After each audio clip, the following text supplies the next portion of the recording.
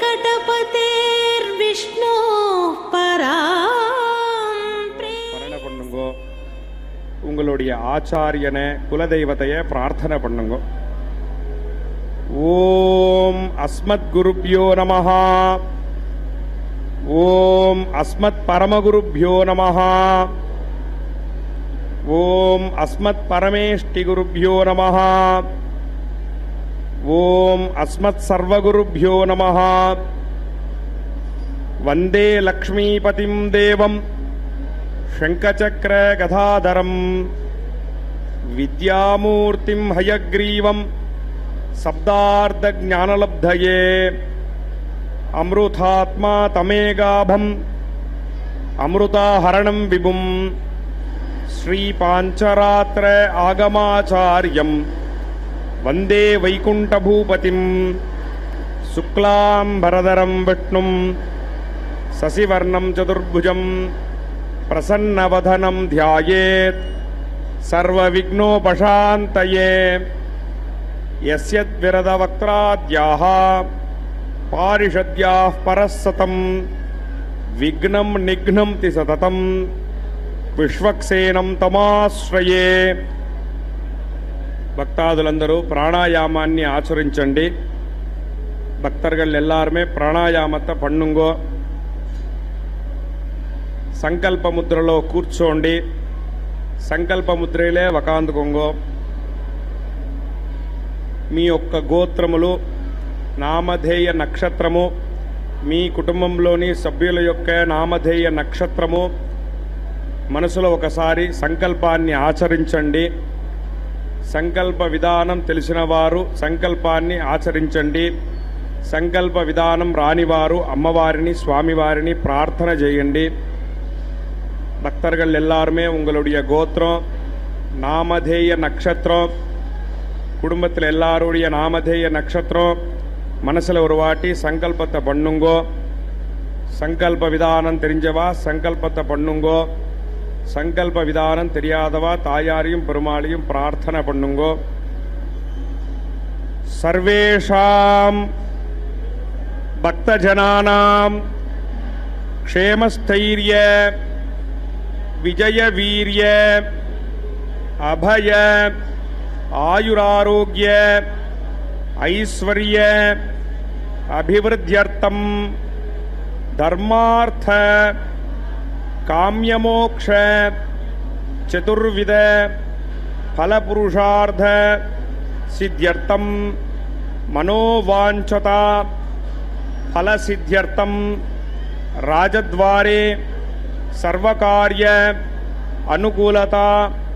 सिद्ध्यर्थम आरोग्य दृढ़गात्र वज्र शरीराभिवृद्ध्यर्थम लोकक्षेमार्थम श्री पद्मावती श्रीनिवास कृपाकटाक्ष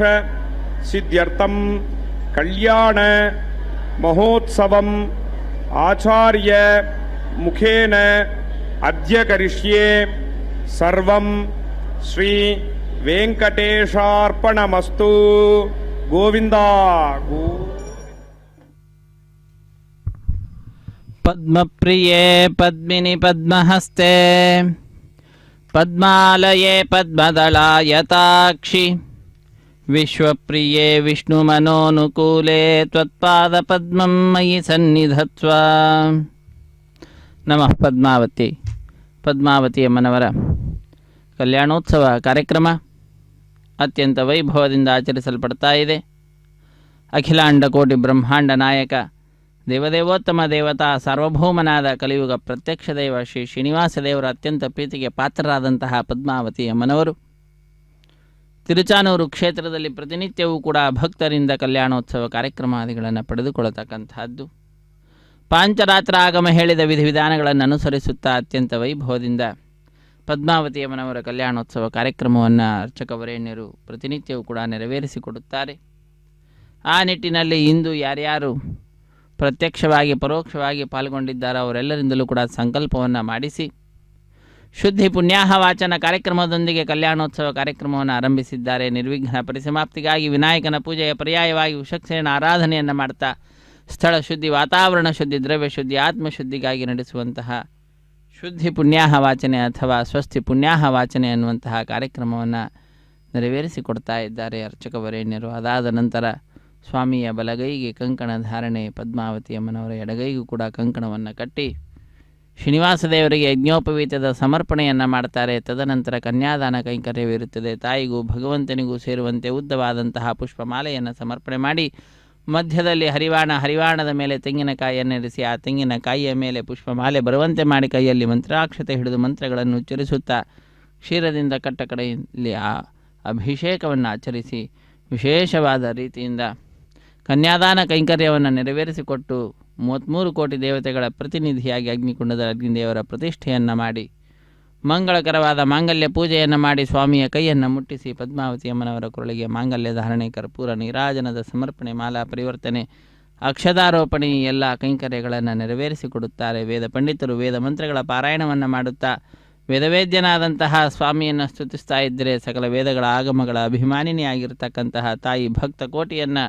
ಅನುಗ್ರಹಿಸುತ್ತಾಳೆ. ಎಲ್ಲರೂ ಕೂಡ ಅತ್ಯಂತ ವೈಭವದಿಂದ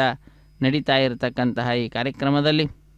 ಗೋವಿಂದನ ನಾಮಸ್ಮರಣೆಯನ್ನು ಮಾಡ್ತಾ, ಪದ್ಮಾವತಿ ಅಮ್ಮನವರ ನಾಮಸ್ಮರಣೆಯನ್ನು ಮಾಡ್ತಾ ಕಾರ್ಯಕ್ರಮದಲ್ಲಿ ಪಾಲ್ಗೊಂಡು ಧನ್ಯರಾಗ್ತಾ ಇರತಕ್ಕಂತಹದ್ದು. ತಾಯೇ ನಿನ್ನ ಪದತೋಯಜ ಕೆರಗುವೆ ಮಾಯಾದೇವಿ, ಹರಿಕಾಯ ನಿವಾಸಿನಿ ಬುದ್ಧಿಯ ಪ್ರೇರಿಸೆ ಪ್ರದ್ಯುಮ್ನ ಸತಿ ಕರ್ದಮ ಜಾಲೆಯೇ ಭದ್ರ ಶರೀರೇ ಎಂಬುದಾಗಿ ಆ ತಾಯಿಯನ್ನು ನಾವೆಲ್ಲರೂ ಕೂಡ ಪ್ರಾರ್ಥಿಸೋಣ. ಅಖಿಲಾಂಡ ಕೋಟಿ ಬ್ರಹ್ಮಾಂಡ ನಾಯಕನ ಅತ್ಯಂತ ಪ್ರೀತಿಗೆ ಪಾತ್ರರಾದಂತಹ ಪದ್ಮಾವತಿ ಅಮ್ಮನವರ ಕಲ್ಯಾಣೋತ್ಸವದಲ್ಲಿ ವೇದ ಪಂಡಿತರು ವೇದ ಮಂತ್ರಗಳ ಪಾರಾಯಣವನ್ನು ಆರಂಭಿಸುತ್ತಿದ್ದಾರೆ. ಆ ವೇದ ಮಂತ್ರಗಳನ್ನು ಕೇಳುತ್ತಾ ನಾವೆಲ್ಲರೂ ಕೂಡ ಶ್ರವಣರೂಪವಾದ ಭಕ್ತಿಯನ್ನು ಮಾಡ್ತಾ ಭಗವಂತನ ನಾಮಸ್ಮರಣೆಯನ್ನು ಮಾಡ್ತಾ ತಾಯಿಯ ಪಾದಪದ್ಮಗಳನ್ನು ನಮಿಸುತ್ತಾ ಕೃತಕೃತ್ಯರಾಗೋಣ. ನಮಃ ಪದ್ಮಾವತ್ಯೈ ಪದ್ಮಾವತಿ ಹೃದಯವಲ್ಲಭ ಗೋವಿಂದ ಗೋವಿಂದ. ಪದ್ಮಪ್ರಿಯಳಾದಂಥವಳು ತಾಯಿ ಪದ್ಮಾವತಿ.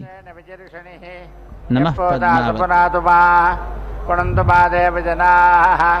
ಪುಣಂತು ಮನಬೋಧಿಜಾ ಪುಣಂತು ವಿಶ್ವ ಆಜವಃ ಜಾತವೇದ ಪವಿತ್ರಭತೆ ಪವಿತ್ರೇಣ ಪುನಾಹಿಮಾ ಶುಕ್ರೇಣ ದೇವದೀಜ್ಯತೆ ಅಗ್ನೇ ಕೃತ್ವಾ ಕ್ರತೋಗಂ ರಣೋ ಯತ್ತೇ ಪವಿತ್ರಮರ್ಚಿಷಿ ಅಗ್ನೇ ವಿಡತಮಂತರಾ ಬ್ರಹ್ಮದೇನ ಪುನೀಮಹೇ ಉಭಾಭ್ಯಾಂ ದೇವಸವಿತಃ ಪವಿತ್ರೇಣ ಸವೇನ ಚ ಇದಂ ಬ್ರಹ್ಮ ಪುನೀಮಹೇ ವೈಶ್ವದೇವಿ ಪುನತೆ ದೇವ್ಯಾಗಾತ್ ಯಸ್ಯೈ ಬಹ್ವೀಸ್ತನವೋ ವೀತಪೃಷ್ಠಾಃ ತಜಾಮಟन्तः ಸ ಧಾಮಾಚ್ಯೇಷು ವಯಜ್ಞಸ್ಯಾಮಪತಗೌರಕೀಣಾಂ ವೈಶ್ವಾನರೋ ಹಸ್ತಿಭಿರ್ಮಾ ಪುನಾತು ಪಾದಃ ಪ್ರಾಣೇನೇ ಶಿರೋಮಯೋ ಭೂಃ द्यावा पृथिवीपिकसापयोभिः ऋतावरीयक्तिजे मा पुनीतां विगद्भिः सविदस्त्रिभिः परिशिष्टैर्देवमन्वभिः अग्ने दक्षैः पुनाहिमा तेन देवा अपुनता तेनापो दिव्यङ्गसः तेन दिव्येन ब्रह्मणा इदं ब्रह्म पुनीमहे यः पावमाने रथ्येति त्रिभिः संभृतकौरसं सर्वकौसपूतमस्नाति पतितं मातरिस्वना पावमानेर्यो अध्येति त्रिभिः संभृतकौरसं तस्मै सरस्वती दुहे क्षीरकं सर्पिर्मधूतकं पावमाने स्वस्तिगणीः सुजघाघ्यपगस्वतीः त्रिभिः संभृतोरसः ब्राह्मणे श्रुमृतकं हितं पावमानेऽत्य सन्तु नः इमल्लोकमथो अमुं कामान् समर्थयन्तु नः देवैः समाभृताः पावमाने स्वस्तिगणीः सुजघाघृतच्युतः त्रिभिः संभृतोरसः ब्राह्मणे श्रुमृतको हितं येन देवाः पवित्रेण आत्मानं पुनते सदा तेन सहस्रधारेण पावमान्यः मा राजापत्यं पवित्रं ततोऽत्यामकं हिरण्मयं तेन ब्रह्मविदो वयं भूतं ब्रह्म पुनीमहे इन्द्रस्वनीति सह मा पुनातु स्वामस्वत्या वरुणः समीच्या यमो राजा प्रवणाभिः पुनातु मा जातवेदामोर्जगञ्चा पुनातु भूर्भुवस्सुवः तत्संयोरावृणीमहे गातुं यज्ञाय गातुं यज्ञपदके दैवी स्वस्तिरस्तु नः स्वस्तिर्मानुषेभ्यः ऊर्ध्वञ्जिगातु भेटजं सन्नो अस्त्वद्विपदे सञ्चतुष्पदे ॐ शान्तिः शान्तिः शान्तिः।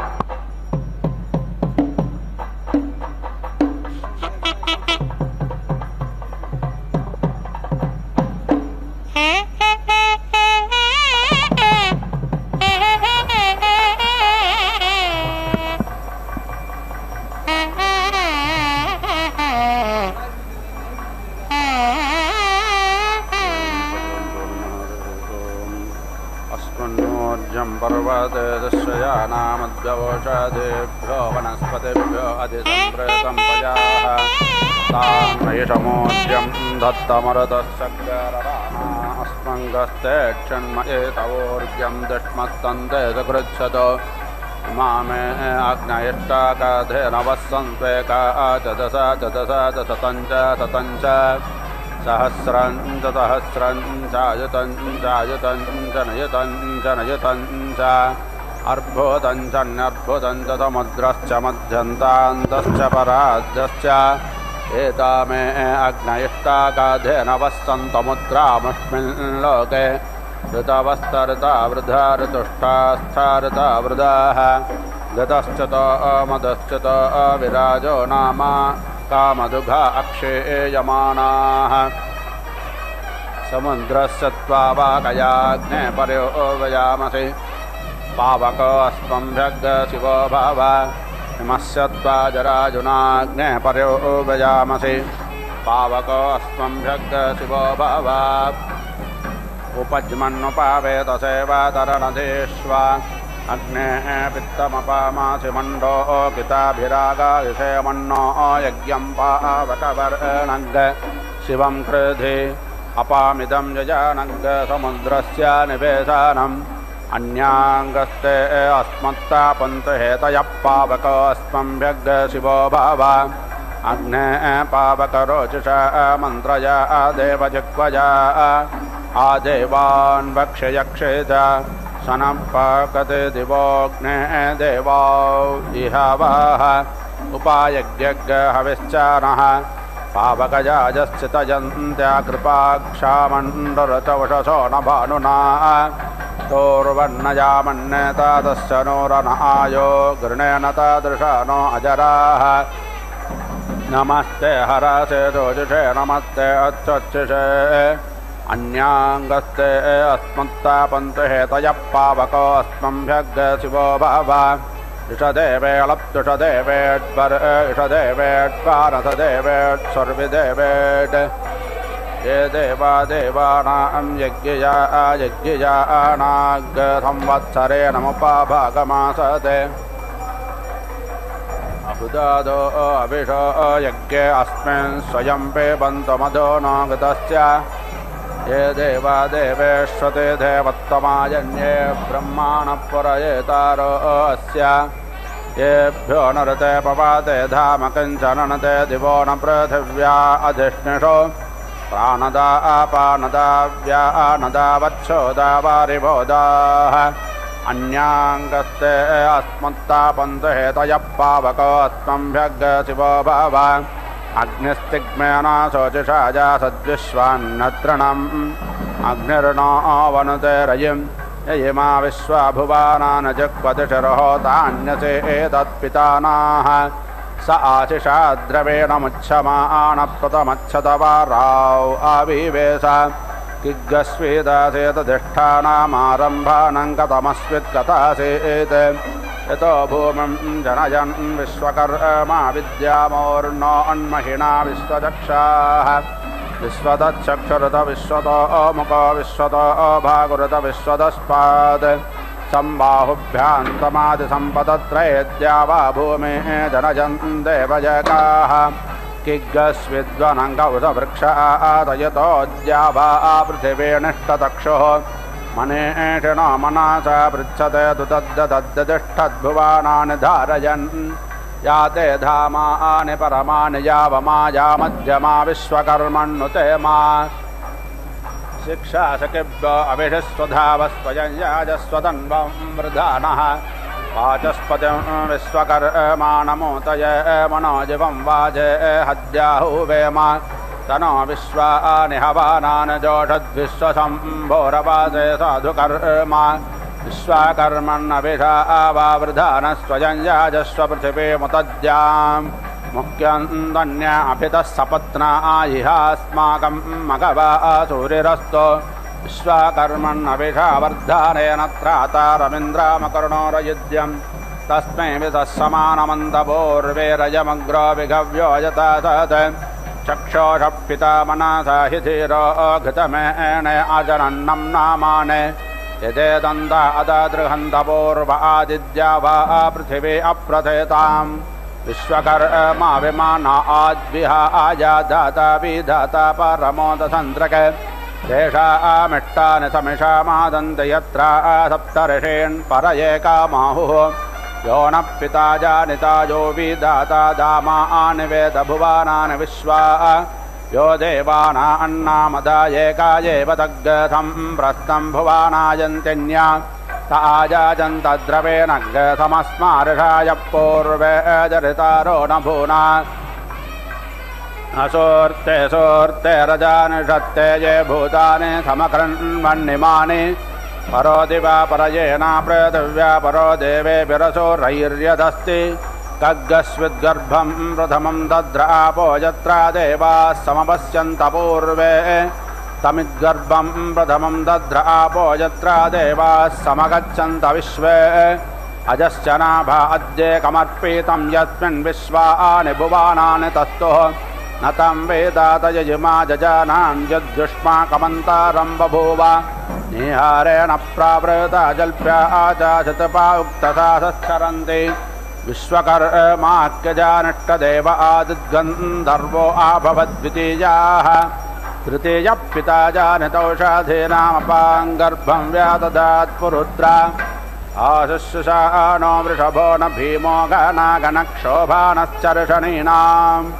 सङ्क्रन्दानो निमिषये कवीरः सतग्गसेना अजयः साकमिन्द्राः सङ्क्रन्दानेन निमिषेण जुष्टुना युद्धारेण दुश्चपनेन दृष्टुना तदिन्द्रेण तयतदत्साहध्वं यदो न रैषो हस्तेन वृष्टा सैषो हस्तैश्चने सङ्गभिर्वसे सग्गद्रष्टास यदयुन्द्रो घनेन सग्गदृष्टजुत्सोमपाभाङ्गसुद्युद्धन् भाप्रतिहिताभिरस्ता बृहस्पते परे देजारथेन रक्षो आमित्रा अपपादमानः प्रभञ्जांसेन अप्रवृणो युधाजयन्नस्माकामेऽद्य पितारथानां बलविज्ञायस्तवेरप्रवेरः सहस्वान् भाजितः मान उग्रः अभिवेर अभिसस्तातः जाजयित्रामिन्द्ररथमादिष्टगोवित् गोत्रविदं गोवितं वज्राबाहुं जयन्तमज्ञप्रभृडन्तमोजसा इमग्गसा जाता अनुवीरयध्वमिन्द्रगतखायो अनुचग्गरावध्वम् अभिगोत्रानितः दगाहमानो धायो वीरः सतमन्नरेन्द्राः दुश्चवनप्रदनाशाला युध्योऽस्माकग्गसेना अवतु प्रयुत्सो इन्द्रा आधान्येता बृहस्पतिर्दक्षिणा यज्ञः पुरयेतु सोमाः देवसेनानामपि पञ्चतीनां जयन्तेनां मरुतो जन्त्वग्रम् इन्द्रश्च विष्णोवरुणश्च राज्ञा आदित्यानां मरुताङ्गसर्धा उग्रम्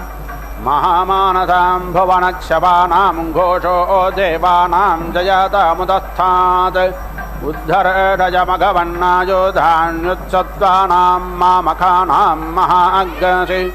उद्वत्रहन् वाजिनां वाजीनां युद्रथानां जयतां यन्तघोषाः अस्माकमिन्द्रसमृतेषु ध्वजेष्वस्माकं यायिषावस्ता जायन्तो अस्माकं वीरा उत्तारे भवन्तु स्माओ देवा अवता अवेशो अमेषां चित्तं प्रातिलोभयन्ते गृहाणाङ्गान्यप्यपरेः अभिप्रेणुर्दागत्सुतोकैरन्देनामित्रास्तमादादचन्ताम् अवादष्टापरापदसरौ वे ब्रह्मासग्गसते गच्छामित्रान् प्रपद्यस्त्वमामेषां कञ्चनोच्छेषः प्रेताजयाता नरयिन्द्रो वः सर्मा यच्छतु उग्रावः सन्तु भागवो नादिश्यायता तथा असौ व्यासेनामरुतः परेषामभ्यजते नवोजसा स्पर्धमान ताङ्गो गततमसापो व्रतेन यथा मे अन्यो अन्यन्न जानन् यत्राभानाः सम्पतन्ति कुमारावेशिका एव तन्न इन्द्रो बृहस्पतिरदेति सर्मा यच्छतु विश्वाः सर्मा यच्छतु मर्माणते वर्माणाच्छादयामि सोमस्त्वा राजामतेनानुवस्ताम् पुरोर्वरेयो वरेणस्ते कुणोतु जयन्तन्तानो देवामादन्तो उदेरमुत्तरान्नयाग्ने गतेनाहुत राजस्पोषेण सग्गत्रेज प्रजया च बहङ्क्रेधि इन्द्रेमं प्रातरान्नाय सजातानामसद्वसि समेनं वर्जज देवानां भागजातते यस्या कुर्मो गृहे अवित्तमग्ने वर्धयात्वं तस्मै देवादिभ्रवण्णयं च ब्रह्माणस्पतेः उदुत्वा विश्वे देवा अग्ने वरन्ददित्येभिः तनो भवति वद्दग्गसुप्रदेको विभावसुः पञ्चदिशो देवेर्यज्ञमावन्तु देवीरपामादन्दुर्मतिं बाधामानाः राजस्पोषे यज्ञपातिमापजन्ते राजस्पोषे अधियज्ञो अस्तात् समिद्धे अग्ना अधिमामहान उक्तपत्र ईढ्यो गृभीतः सप्तं घर्मं पारगज्ञायजन्तो ज्यायज्ञमयाजन्त देवाः दिव्याजधत्रयजोष्टे देवस्य श्रीमानाः सतपाजाः परिगज्ञा देवा यज्ञमाजन् देवा देवेभ्यो अध्वर्यन्तोस्तुः श्रीतग्गहविस्सामितग्गदामिता यजद्देतुरेयो यज्ञो यत्र हव्यमेते ततो वाका आशिषो नोजिषन्ताम् सूर्यारत्नरहरे केरपुरस्ताः सविता ज्योतिरुदायाौ अजस्रम् अस्यापोषा प्रासवे जात विद्वान् सम्पद्यन् विश्वभुवानानि गोपाः विमान एष दिवो मध्यास्तापप्रिवान् रोदासि अन्तरिक्षम् स विश्वासेरपि चक्षे घृतासेरन्तरा पूर्वपारञ्चकेतुम् क्षासामुद्रो आरुणश्च वर्णः पूर्वश्च योनिं पितुराविवेश मध्ये दिवो निहितप्रत्यरत्नाविचक्रमे रजादस्पात्यन्तौ इन्द्रं विश्वा अविवृधान् समुद्रव्याजसङ्गिराः रथेतामङ्गरथेनां वाजनागतत्पाचं पतिम् देवहोर्यज्ञ आजावक्षस्वं नहोर्यज्ञ आजावक्षते यक्षादग्निर्देवो देवाौ आजावक्षते पादस्यमा प्रधवुद्ग्राभेणोदग्रभेद अजाधपत्राणिन्द्रो मेणिग्राभेणाधाराौ अकः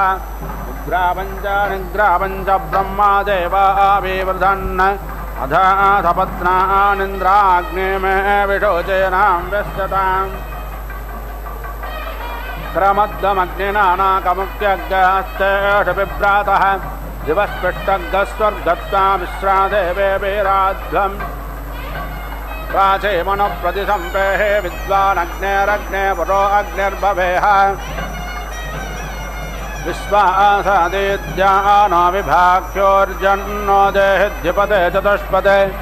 पृथिव्या अहमदन्तरिक्षमारोहमन्तरिक्षाद्दिवमारोहम् दिवोनाकस्तपट्ठा स्वर्ज्योतिरगामकम् सर्यन्तो नापे अक्षन्ताद्याग्गरोहन्ति रोदधि यज्ञये विश्वतो दारग्गसु विद्वाग्गरोविते निरे अग्ने प्रेहि प्रथमो देवयतां चक्षुर्देवानामुतमत्यानाम् यक्षमाना भृगोभिस्सजोषाश्वर्यन्ति यजमाना स्वस्ति नक्तोषासा समानसा विरोपेधापयते दुषुमे कग्गधमेचे द्यावाक्षमा रुक्मो अन्तर्विभादिदेव अग्निन्धारयन्द्रविणोदाः अग्ने जगद्राक्षतमोर्धन् सतन्ते अप्राणास्तगत्रं व्यानाः त्वग्गदास्त्रस्य राजयेषते तस्मै ते विधेमवाजाय स्वाहा सुपर्णादिकर्त्मान् पृष्ठे पृथिव्याश्चेद भासान्तरिक्षमा प्रणज्योतिषादिपमुत्तापानते दधदिधमुत्रग्गाः आजिह्वान् सुप्रदेकः पुरस्ताद्दग्ने संयोनिमासे दधाधुया अस्मिन् सदस्ते अद्युत्तरस्मिन् विश्वे देवा यजमानन्दधे तथा ताङ्गदा वितर्वरे अन्नचित्रामाहं व्रेणे सुमतिं विश्वजन्याम् यामश्च कण्वो अदोहत्प्रपेणाङ्गसहस्राधारां पजाता महीङ्गाम् विधेमते परमे जन्मन्नग्ने विधेमस्तमैरवारे सदस्ते यस्माद्योने ऋतरिताय जेतं प्रत्ये अवेज्ञे जगुरे समिद्धे प्रेद्यो अग्ने देदिः पुरो राजत्रया धूर्म्याय विट्ट स्वाङ्गदस्वन्त उपायन्ति वाजाः अग्ने तमद्या स्वर्णस्तमैकतुन्न भद्रग्गरे जस्पदम् विद्यामातवो हैः क्षित्यं जगामि मनादा कृतेन यथा देवा इहागमन्वितिः अत्रार्ता वृदाः पत्ये विश्वस्य भूमानो जुगामि विश्वकर्मणे विश्वाहादा अभ्यग्गहविः सप्तते अग्ने समितः सप्तजिह्वा सप्तर्षाज सप्तधाम प्रियाणि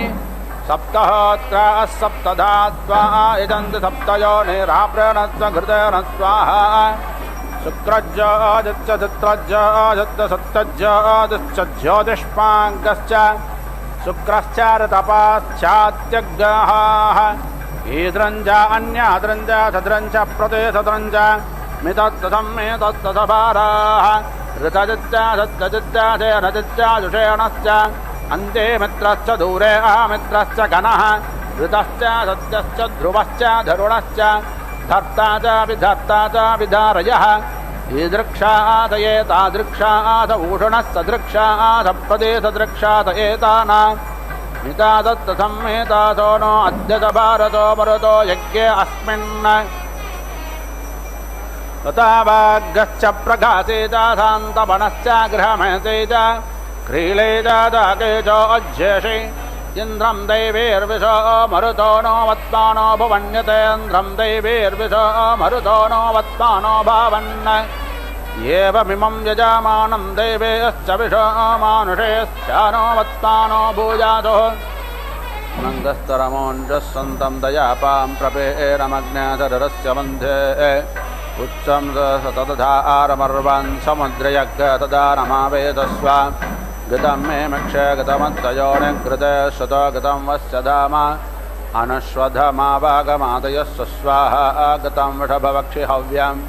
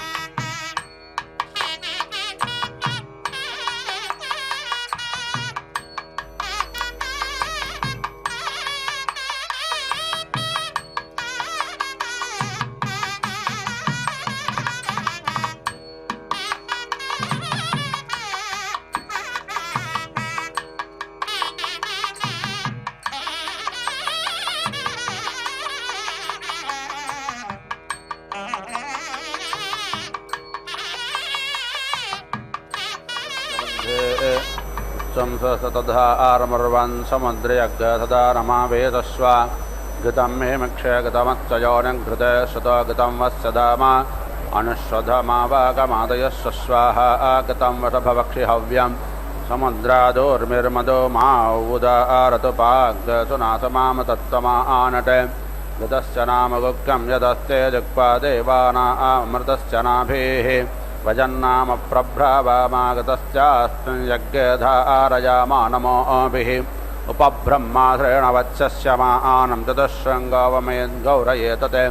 तत्त्वा शृङ्गात्रयोऽस्य पादाद्वेधीर्षदप्तास्तादोऽस्य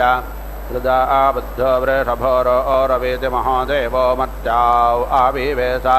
हृदा आहितं वनविरगुक्यमानं गवे देवासो घृतमन्वाविन्दन् इंद्र एकग् सूर्य एकं जजानवेनादेकग्स्वधया निष्ठादक्षुः एताहर्षन्धरुद्ध्याः समुद्रात् चतौ राजा रिपुनानावचक्षे गतस्य धाराभि च आगसेमि हिरण्ययो वेदसो मध्या आसां सम्यक् श्रावन्ति सरितो नदेना अन्तर्हता मनासा पूजमानाः एते हर्षन्त्योर्मजो गतस्य मृगा एव क्षिपणोरेषामानाः सिन्धोरिव प्राध्वनसो गणासो वातप्रमेयः पतयन्त यक्वाः गतस्य धारा अर्षो न वाजे काष्ठा बिन्दन्नोर्विपिण्वामानः अभिप्रावन्त समाने वजोषा अक्कल्यान्यस्मजामानासो अग्निं गतस्य धाराः समिधो ओनसन्तताजोषानो अर्जति जातवेदाः कन्या आयवहतु मे तवा उ अञ्जञ्जानाभि च आगसेमि यत्र सोमस्सूयते यत्रा यज्ञो गतस्य धाराः अभितत्पावन्ते अभ्यर्षष्ठुतिं गव्यामाजमस्मासो भद्राद्रवीणान् दत्ता इमं यज्ञन्नायत देवता नो गतस्य धारा मदो मत्पवन्ते धामन्ते विश्वं भुवानमतिशतमन्तस्य मुद्रेरुद्यं तरायोषि अपामनेके समिथेज आभृतत्तमस्य मधुमन्तन्त ऊर्मिं वाजश्च मे पृथवश्च मे प्रजातश्च मे प्रतेतश्च मे धीतिश्च मे कुतश्च मे स्वरश्च मे श्लोकश्च मे श्रावश्च मे श्रुतिश्च मे ज्योतिश्च मे स्वश्च मे ज्ञेना कल्पन्तां प्राणश्च मे पानश्च मे व्यानश्च मे शोच मे चित्तं च माधीतं च मे वाक् मे मनश्च मे चक्षुश्च मे श्रोत्रं च मे दक्षश्च मे बलं च मे ज्ञेना कल्पन्ताम् ओजश्च मे सकश्च मे आत्मा च मे तनोश्च मे शर्मा च मे क्रीडा च मे मोदश्च मे ज्येष्ठं च मे आधिपत्यं च मे मन्यश्च मे भामश्च मे अमश्च मे अम्बश्च मे जेमा च मे मकिमा च मे परिमा च मे प्रतिमा च मे वर्षिमा च मे द्राघिमा च मे वृद्धं च मे वृद्धिश्च मे ज्ञेना कल्पन्तां सत्यं च मे श्रद्धा च मे जगच्च मे धनं च मे विश्वं च मे महश्च मे कलिला च मे मोदश्च मे जातं च मे जनिष्यमानं च मे सूक्तं च मे सुगतं च मे ज्ञेना कल्पन्ताम् वित्तं च मे वेद्यं च मे भूतं च मे भविष्यश्च मे सुखं च मे सुपत्तं च मरुद्धं च मरुद्धिश्च मे क्लिप्तं च मे क्लिप्तिश्च मे मतिश्च मे सुमतिश्च मे ज्ञेना कल्पन्ताम् चिन्ता च मे धर्ता च मे क्षेमश्च मे दितिश्च मे विश्वं च मे मकश्च मे संविश्च मे ज्ञात्रं च मे क्षीरं च मे लयश्च मे शोश्च मे प्रसोश्च मे ज्ञेना कल्पन्ताम् सञ्च मे मयश्च मे प्रियं च मे अनुकामश्च मे कामश्च मे सोमनसश्च मे पकश्च मे द्रवीणं च मे भद्रं च मे श्रेयश्च मे वशीश्च मे सश्च मे ज्ञेना कल्पन्ताम् ऊच्च मे सूण्ठुता च मे पयश्च मे रथश्च मे घृतं च मे मधु च मे सद्यश्च मे सपेतश्च मे विष्टिश्च मे विष्टिश्च मे चैत्रं च मौद्विद्यं च मे ज्ञेना कल्पन्ताम् ऋतं च मे मृतं च मे यक्ष्मं च मे नामयच्च मे जीवातुश्च मे दीर्घायुत्तं च मे नमित्रं च मे भायं च मे सुखं च मे सयानं च मे शोषाश्च मे सुधिरं च मे ज्ञेना कल्पन्ताम् रजश्च मे राजश्च मे पुष्टं च मे पुष्टिश्च मे विभुज मे प्रभुज मे पूर्णं च मे पूर्णतारं च मे कुजावं च मे क्षीतं च मे ण्णं च मे चक्ष मे ज्ञेना कल्पन्ताम् गृहजश्च मे जवाश्च मे माषाश्च मे तिलाश्च मे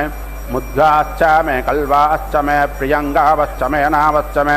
श्यामाकाश्च मे नीवाराश्च मे गोधूमाश्च मे मसूराश्च मे ज्ञेना कल्पन्ताम्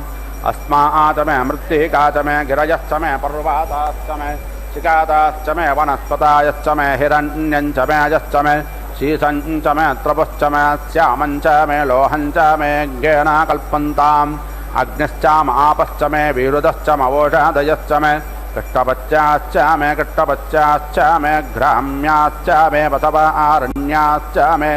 वित्तञ्च मे वित्तश्च मे भूतञ्च मे भूतिश्च मे ज्ञेना कल्पन्ताम् वसु च मे वदतिश्च मे कर्मा च मे शक्तिश्च मे अर्थश्च मे जामश्च मे इत्याद मे गतिश्च मे ज्ञेना कल्पन्ताम् अग्निश्च मयेन्द्रश्च मे सोमश्च मयेन्द्रश्च मे सविता च मयेन्द्रश्च मे सरस्वती च मयेन्द्रश्च मे पूषा च मयेन्द्रश्च मे बृहस्पतिश्च मयेन्द्रश्च मे ज्ञेना कल्पन्ताम् मित्रश्च मयेन्द्रश्च मे वरुणश्च मयेन्द्रश्च मे धाता च मयेन्द्रश्च मे त्वष्टा च मयेन्द्रश्च मे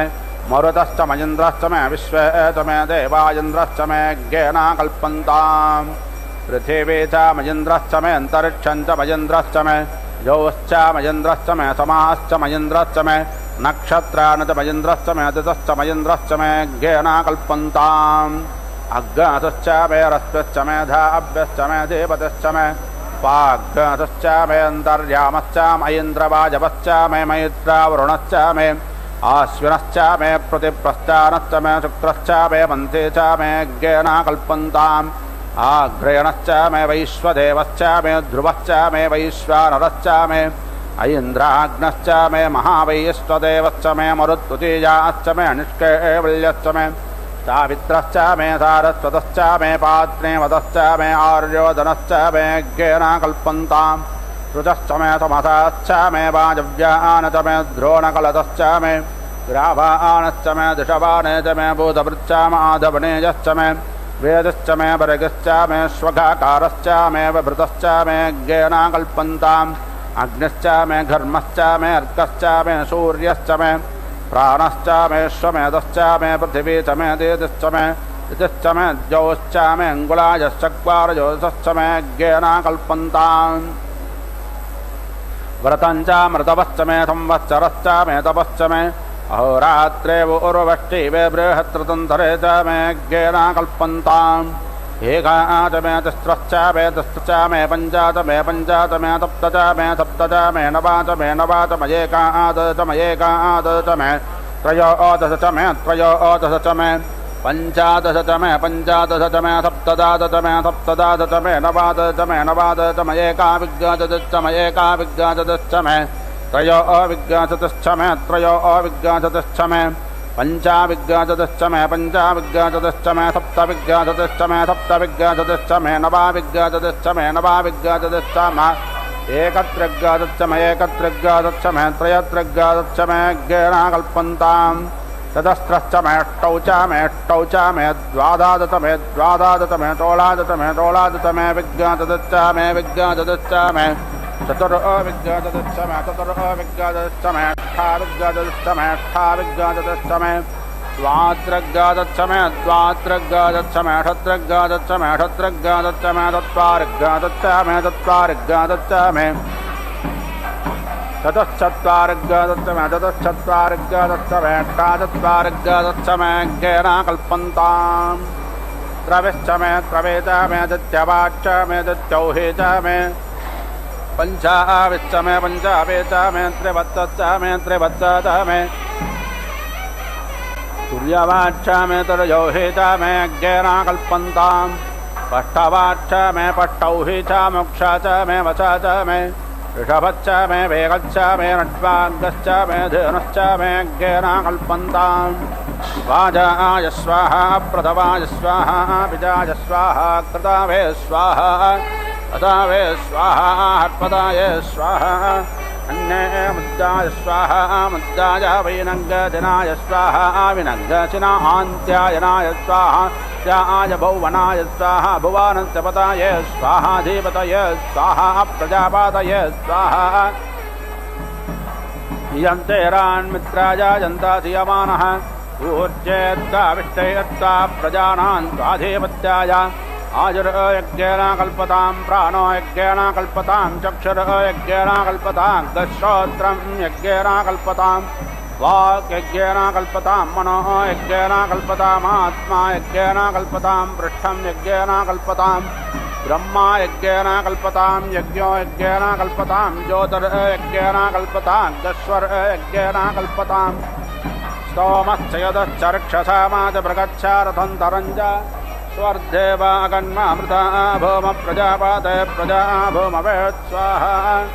वाजश्यरप्रासवे मातरं महेमदेतिर्नामवचसा करामहे तस्यामिदं विश्वं भुवानमाविवेश तस्या अन्नो देवस्य पिता धर्मासाभिषके विश्वे अद्य मरुतो विश्वावूते विश्वे भवन्त्वग्नयः समिद्धाः विश्वे नो देवा अवसागामन्त विश्वामस्तु द्रवीणं वाजो अस्मे वाजो नः सप्त प्रतिशतदस्रो वा परावताः वाजो नो विश्वैर्देवैर्धनासाता इहा वाजो वाजो नो अद्य प्रसोवादिदानं वाजो देवारुदभिः कल्पयाति वाजो हिमा सर्वा वीरं चकार सर्वा आसा वाजापतिर्भवेयम् वाजपुरस्तादुतमद्यतो नो वाजो देवान् हविषा वर्धयाति वाजो हिमा सर्वा वीरं चकार विश्वा आसा वाजापतिर्जयेयम् श्रेयोपसेय आयुष्सम्भूतं भूतं चित्रकेवानाभान् सम्भार ज्योतिष्मागस्त रोचनो रोचमानः शोभनः शोभमानः कल्याणः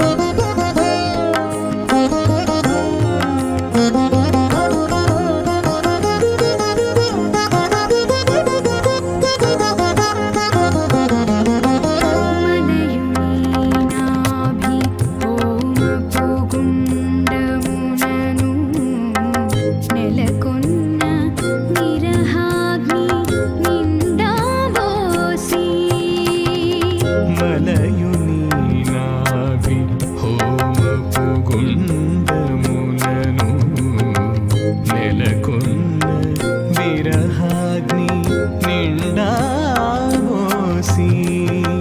పొలయుని నిట్టూరు పుల విసరుచును పొలయుని నిట్టూరు పుల విసరుచును ఒలుకు చెమటల నాహుతి ఓసెనతడు పొలయుని నిట్టూరు పుల విసరుచును ఒలుకు చెమటల నాహుతి ఓసెనతడు వెలయుని కళ్యాణ వేదిగా మతి నుండి కలికి యౌవనపు యాగము చేసినతడు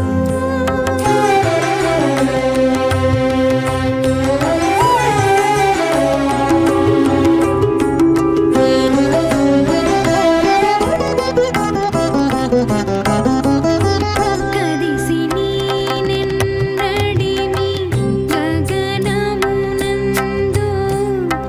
పొదలిన యారనే పొగనిండగా కదిసి నీనెన్నడిమి గగనమునందు పొదలిన యారని పొగనిండగా మదిరాక్షి నీ మంచి మానపు పశువును మదిరాక్షి నీ మంచి మానపు పశువును అదనెరిగి వేలిచెను అతివని కదడు మదిరాక్షి నీ మంచి మానపు పశువును అదనేగి వేలిచెను అతివని కదడు వెలయుని కళ్యాణ వేదిగా మతి నుండి కలికి యౌవనపు యాగము చేసినతడు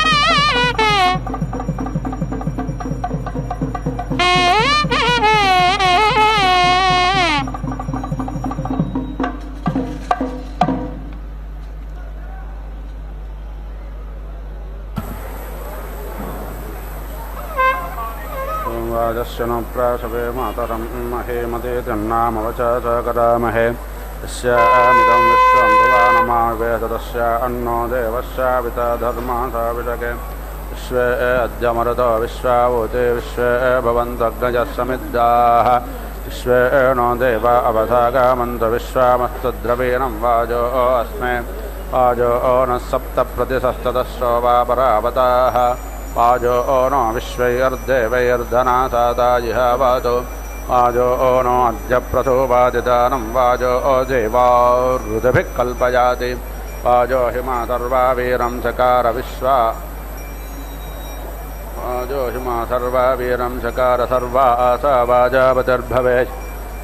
वाजपुरस्तादतमद्यतो न वाजो देवान् हविषा वर्धयाति वाजो हिमा सर्वा वीरं चकार विश्वा आसा वाजावतिर्जयेजम् सम्मा आसृजामि पजाता पृथिव्याः सम्मा आसृजां यद्भिरोषाधीभिः सोऽहं वाजग्गसनेजमग्ने पयपृथिव्यां पयवोषादेशपयो दिव्यन्तरिक्षे पयो ओदाः पयस्वते प्रतिशस्सन्तमह्यं देवस्य त्वातवेतो प्रातवेश्वरोर्बाहुभ्यां पोष्टो हस्ताभ्यां सरस्वत्यै वाचो यन्त्रेणाग्ने साम्राज्येनाभिषिञ्चामि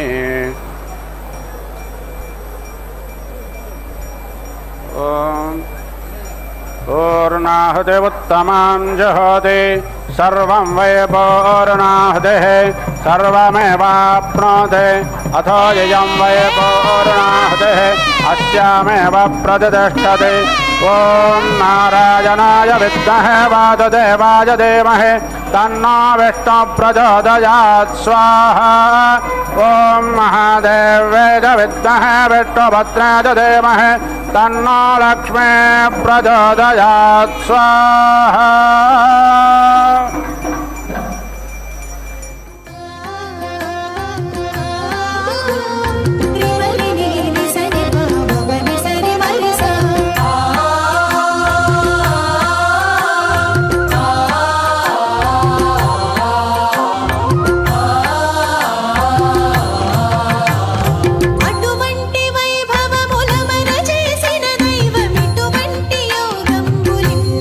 చేసి